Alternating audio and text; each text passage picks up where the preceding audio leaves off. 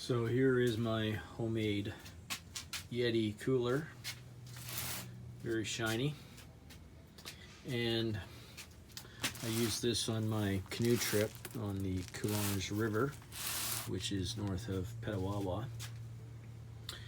And just to open this up, basically, well, before I open it up, before the trip, this was all sealed, so I took duct tape and I just sealed it all along here.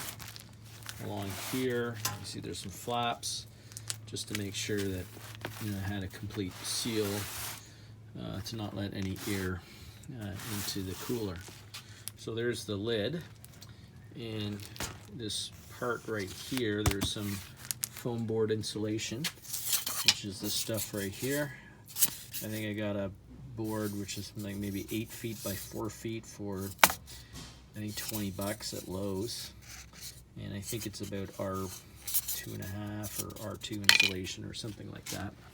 So that's the lid, and I'll take this cooler out. It's just a Coleman cooler, 9 quart, and let me get this out.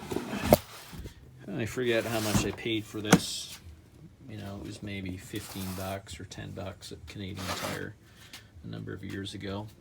And you see all these holes on the top here. This lid was hollow, so I drilled these holes and I sprayed in this touch and foam home seal, expanding insulation.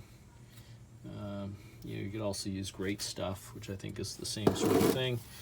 And that was a little bit tricky. It actually didn't work that well. Had to experiment a little bit.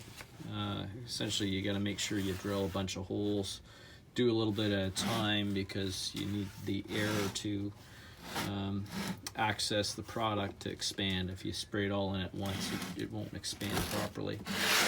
So I'll just open this up, and basically before the trip, about a week before we left for the trip, I filled this with water to about this level here, and froze it so I had a complete ice block before a trip. And it was about a 5-hour drive from Toronto to Petawawa. So I took this cooler and I put it in a much larger cooler with some ice blocks, and I stopped off in Belleville and picked up some dry ice, and I filled the remainder of the cooler, so the block of ice was to here, so fill it up to here with dry ice. It's a bigger cooler. The bigger cooler filled that with dry ice, which gets down to about -80. And then the next morning, well, we arrived that night at our sort of our lodge, and then the next morning we left for the actual canoe trip. So I took this, took the dry ice out, because I put 3 beers in here, and then I basically sealed it shut, put it in the cooler, and put the lid on, and make sure that it's fully on there, and duct taped it shut and left it sealed for about 3 days. And the whole time I nursed it, I had a towel that I kept wet. We were on a canoe trip, so it was easy enough to do. And I would just keep it in the canoe or campsite at night. I would cover it with a wet towel.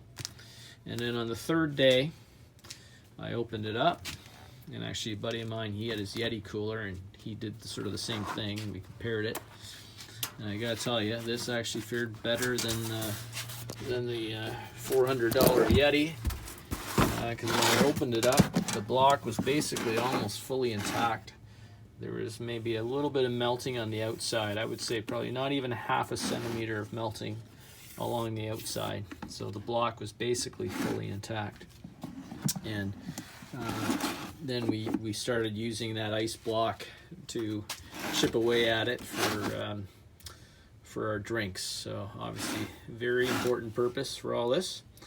And I think if I kept it sealed shut, that block would have remained largely intact, I would say, for probably 12 or 13 days. And I'd say probably it would take 2 or 3 weeks for it to completely melt. So anyway, and then, obviously we needed the ice for our drinks. And, next year we'll do it again and see if we can maybe actually make a few improvements to the prototype. And that's it. So good luck with making your Yeti homemade cooler.